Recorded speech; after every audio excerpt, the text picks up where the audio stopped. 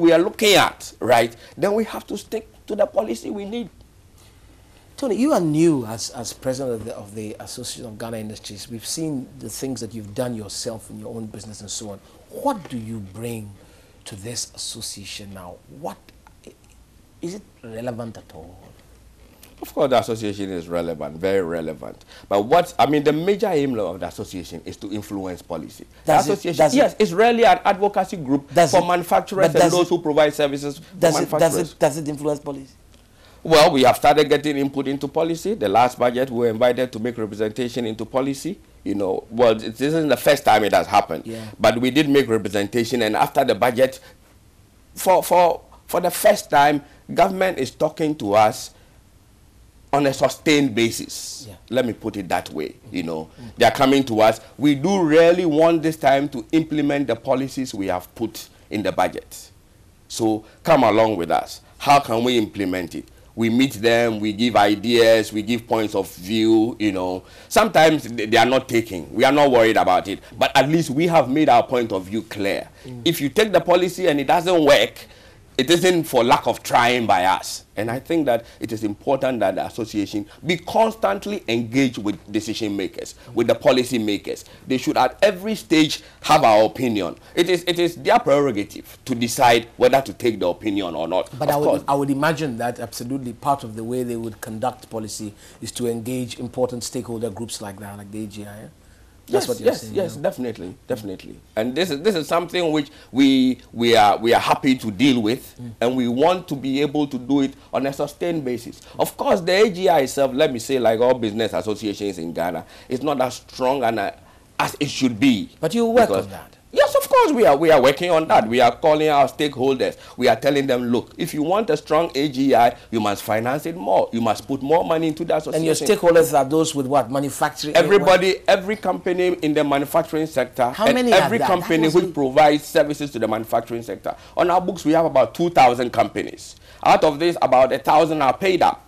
It is a good number, you know. I mean, these are people who are actively interested and involved. I mean, we range from the largest companies in this country, the Unilevers and the Varcos, the largest companies in this country, to the SMEs. What is the equivalent of an association like yours in maybe the developed world? Do you have that? Oh, yes, there's the Confederation of British Industries. That's the example. That is the example of it. Yes. The CII. I mean, they are all over the world. And in every country that you go, they are a very important stakeholder in the economy. Because there is no way you can develop any economy without manufacturing. And there is no way you can provide the kind of employment that you need without manufacturing. Agric is good. Agric is very good. Agriculture. Agriculture, yes. You know, agriculture is very good. But you need to go beyond production of agricultural commodities into processing. So is that the kind of industry you are talking about? Could we say we'll focus on that, for example? Just say that agro-industry, that's one area we want to deal with. Or is it unfair to single just one thing out like that? Agro-industry is because they talk about it a lot. It's strategic. So it is a good beginning for every country to try and gain self-sufficiency in food. And you can't unless you can store the food. And you can't store the food unless you have some processing and some canning and some way of keeping the food for longer periods of time. Yes, so agro-industry is a good way to start. But as the examples of the newly industrialized countries have shown, you know, you do not really need to start with agric. If in our case, we have a good agricultural base, we want to start with it. Yes, we can. Where else could you start with? IT or what? You could start with IT, yes. That is the modern, sure? This is my whole point. Yeah, but they say this to me, IT and ICT. I mean, yeah, you are even talking about people not educated. Why don't we just concentrate on agriculture and forget all this? I mean, doesn't it make a lot more sense to just begin with agriculture? I mean, this whole idea that agriculture is good, but it may not be the only way and all that. Let me say this. If you start with agriculture, let's take one example. Let's get real here. Tomatoes. This country produces a lot of tomatoes, right? The cost of producing tomatoes in Ghana, you know, should not be more expensive than producing tomatoes in Europe. But it is, because they have all sorts of subsidies on their tomato products. And once you get into canning of tomatoes, you find out that somebody canning tomatoes in Southern Europe will actually be able to sell you canned tomato puree cheaper than you can produce it in Ghana, does it mean that you should stop canning tomatoes? Does it mean that you should buy all your tomato puree from Southern Europe? No, you continue doing your own even if it costs more? Is that what you're saying? Of course, you continue and sell doing more your own because but for the economy as a whole, yes. for the economy as a whole, for the consumer, you know, whilst he may pay a little more because the tomato puree is coming from a Ghanaian farmer, you know, for the industry, for the country as a whole, it is more beneficial because you have linkages, you have multiplier effects right here in your country. You're saying that, for example, if it's done here, if we pay a bit more, we have to understand that locally we are creating jobs and all that. So when we buy tomato paste from outside, we are giving jobs to them. To them, yes, you are transferring the jobs to them. And that is not the end of the story. Once you start manufacturing, once you start doing the activity in your own country, over time, you find out how to get economies into it, how to reduce costs. So it will not always remain It will not always just remain because it there, begins like that. but you have to start somewhere.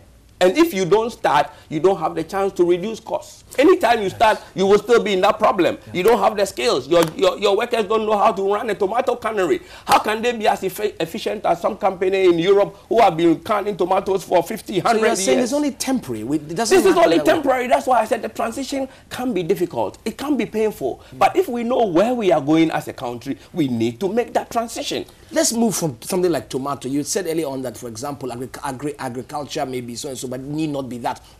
And I mentioned IT. What else could be? I want us to take our largest agricultural product, cocoa. That's right. Yes. Why is it that we can process cocoa only up to a certain stage and not beyond it? Why aren't we making chocolates here? We don't have the money, we don't have the technology. It's not a question of the money, it's not a question of... What is it? You find that the countries you are exporting chocolate to put such a huge tariff on chocolate. When you get to the chocolate level, the tariff on it is such that you cannot compete with their own chocolate manufacturers. So it is easier for you to get to cocoa butter, cocoa cake, and you export it at that stage, semi-processed. It's not bad. It's a good beginning.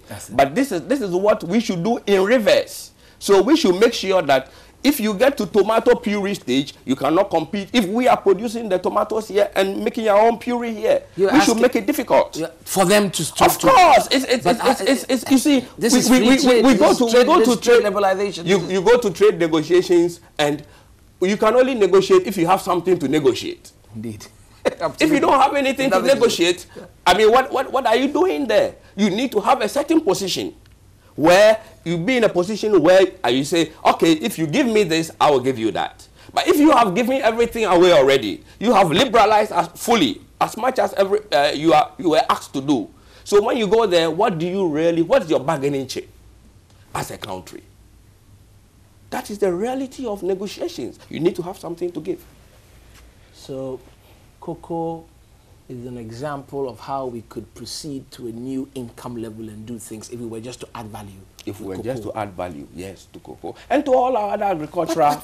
Look, we sit in Ghana... We know this for years, but nothing... We know this. That's what I said. It is not a painless transition. Maybe we're just not taking... It is painful. Let me ask you a question. Assuming you were told that for this year, Ghana is not going to import all the medicines we need in our hospitals. Instead, we are going to import only half the medicines we need in our hospitals and take some of that money and put up a huge pharmaceutical complex. Or processed paper. We have a pulp plantation in the western region. And I mean, we are not producing paper, we are still importing paper. So instead of that, we are going to put